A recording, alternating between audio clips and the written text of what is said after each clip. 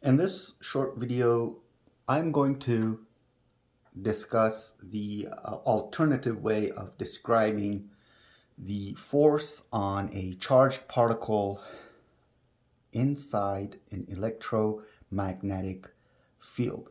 Now, we are all familiar with this force equation.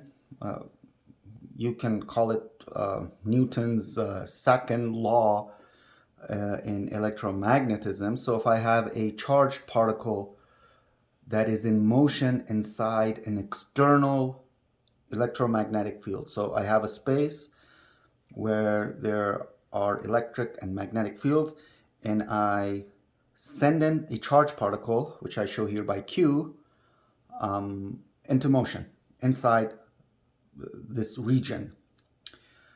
The charge would be subject to this force. We know this from elementary physics.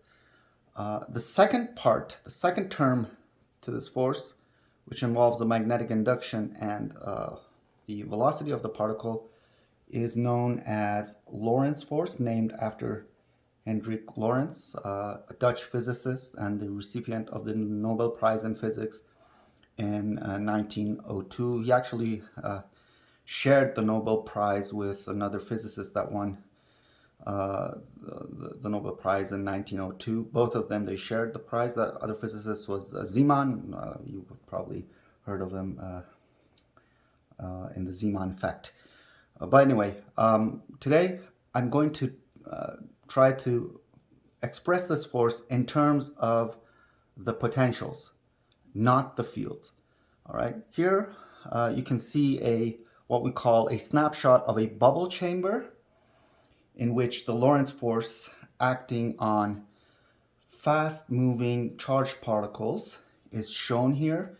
You can see that the charged particles, obviously, they would experience a curved motion, and positive and negative charges would curve in opposite directions based on this equation that you can see here, this force law that you can see here. All right, now in order to get to what we would like to demonstrate here, I would have to remind you that, first of all, this force law is written in SI units, the International System of Units, otherwise known as the MKS units. So we don't have any extra constants appearing in this equation. If you go to, let's say, I don't know, Gauss units, you would find pretty much the same force, but with the speed of light appearing as a constant.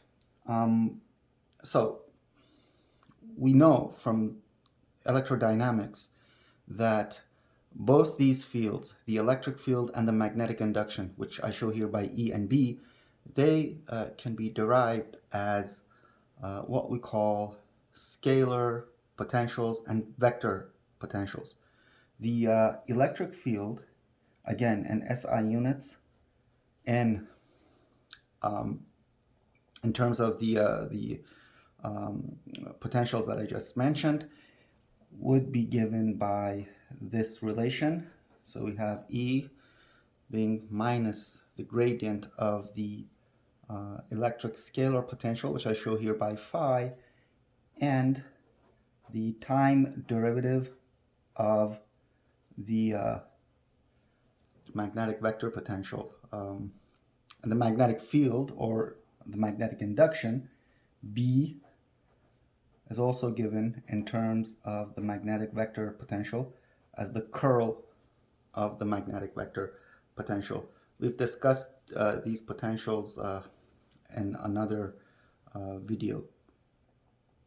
What I would try to do here today is I would plug in E and B, replace E and B here by what they are in terms of their potentials, and come up with an expression for the force governing the dynamics of a charged particle in a region containing these electromagnetic fields.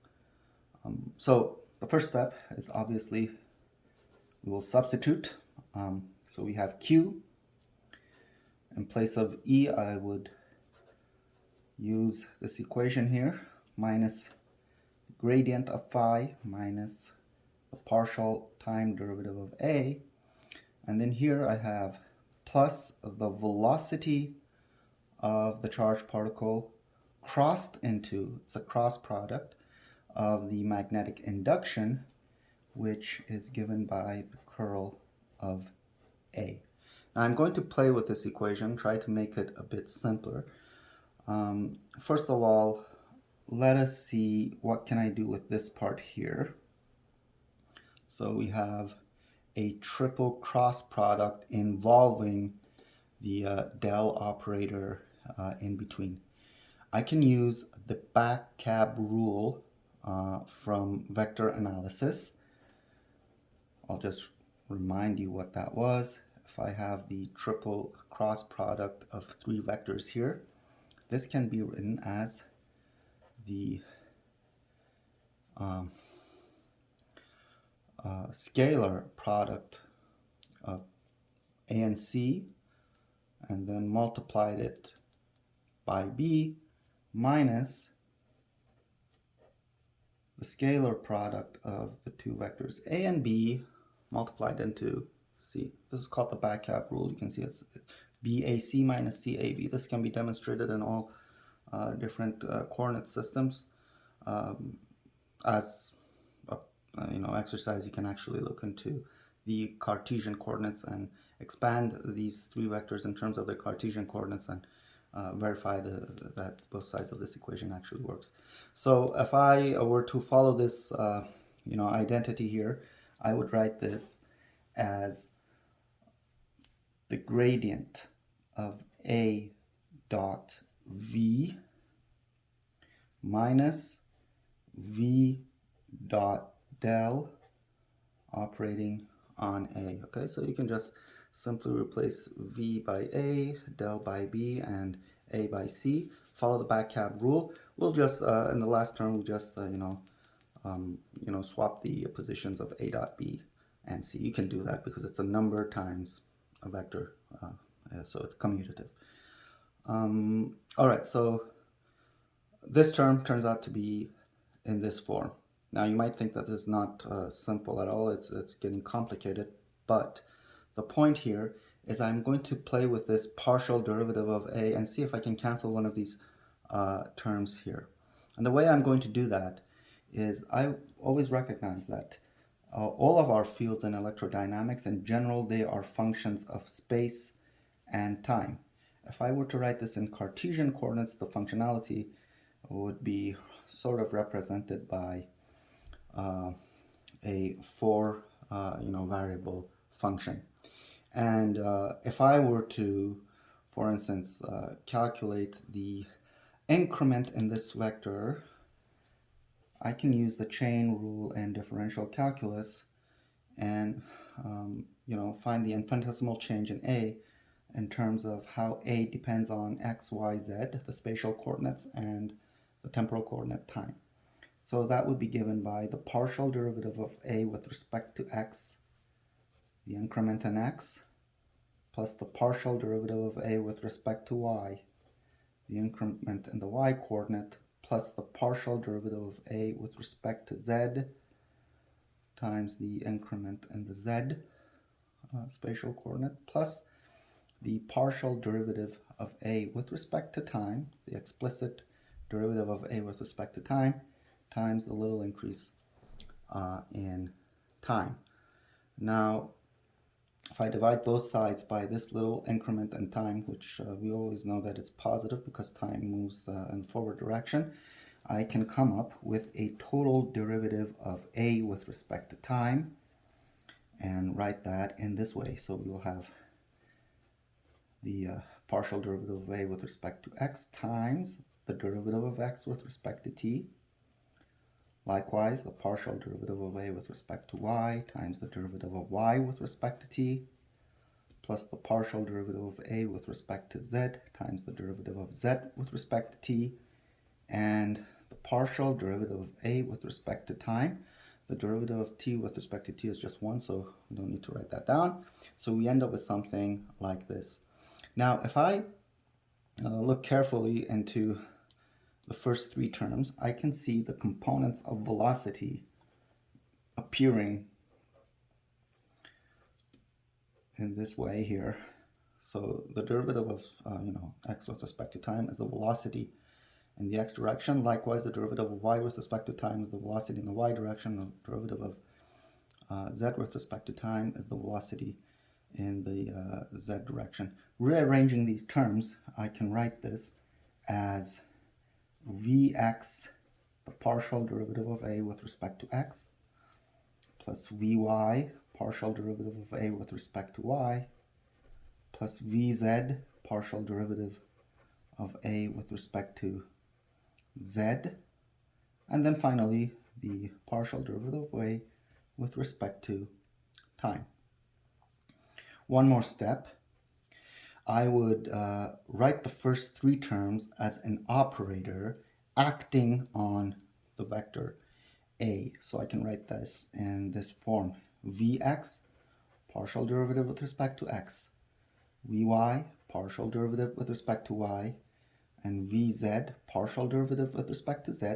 The whole thing acting on a, and then plus the partial derivative of a with respect to time. All right. Now, if I look carefully into this factor here, I can recognize it as the dot product between the velocity vector and the del operator, right? Because in Cartesian coordinates, the velocity vector, of course, it has these components which we just wrote, vx, vy, and vz. And the del operator has the components of the partial derivatives with respect to the spatial coordinates, right? So if I dot product v by del, we have vx times this plus vy times the partial derivative with respect to y plus vz times the partial derivative with respect to z. All right, so at the end of the day, I end up with the total time derivative of my vector potential to be written in terms of the velocity of the charged particle dotted into the del operator, the whole thing acting on the vector potential itself, and a term involving the explicit time dependence, or the time derivative to be more exact, of the vector potential. Okay, why am I doing this? Because here in the force equation or the force relation, I see a partial derivative of a with respect to time. So I can actually, rearrange these terms and write down the partial derivative of a with respect to time in terms of the total derivative of a with respect to time, and then minus the velocity dotted into the del operator and operating on a. All right, now that I know this, I can take this and replace the second term in my force relation by this extended term. And if I look into why am I doing this, is because here I see a term v dot del on a, and I also see the v dot del on a appearing here. So if I bring down this force relation here and write it in this way, F equals Q minus gradient of phi minus the partial derivative of a with respect to time, which I'll replace it by what it is here, what we got, which is the total derivative of the vector potential with respect to time minus v dot del a, right? Okay, and then for this term here, I just write it as we got it using the back cab rule. So that would be the gradient of a dot v minus v dot del on a. All right. Now here I see 5 terms, and I can see for myself that obviously the third term and the fifth term, they cancel each other, right? There's a minus here and a minus here, makes it a plus, and then there's a minus here. So the third term and the fifth term cancel, and we end up with our desired result, which is expressing the force in terms of the electrodynamic potentials. So here we have minus gradient of phi. Here we have minus the total time derivative of the vector potential. And since the third term and the fifth term cancel, we will end up with this fourth term here. So we have the gradient of A dot V. And this is the result that I was looking for. So if I have, instead of the fields, instead of E and B, if I'm given the potentials, I can still write the force on a charged particle. Here we see in this, photo of this bubble chamber that you can see here, you can see all sorts of charged particles, like electrons here, which are negatively charged, and we have positively charged particles as well, like this pi particle, pi meson. And you can see that they curve in different directions, obviously because the Q's are opposite, right? So they would experience different directions of force. The force is shown by these green vectors here. The red vectors represent the velocities here. You can see they are always tangent to the trajectory. And because we always have a sideways force, here of course in this photo here we're not considering the electric field, we're just looking at the Lorentz term. You would see a sideways force always acting on a particle, which would result in a curved trajectory. So I hope you all learned something from this short video. Please let me know your thoughts about this video. If you've learned something, if you have any suggestions, you can leave it in the comment section. And until next time, I wish you all a great day or great night, depending on where you live.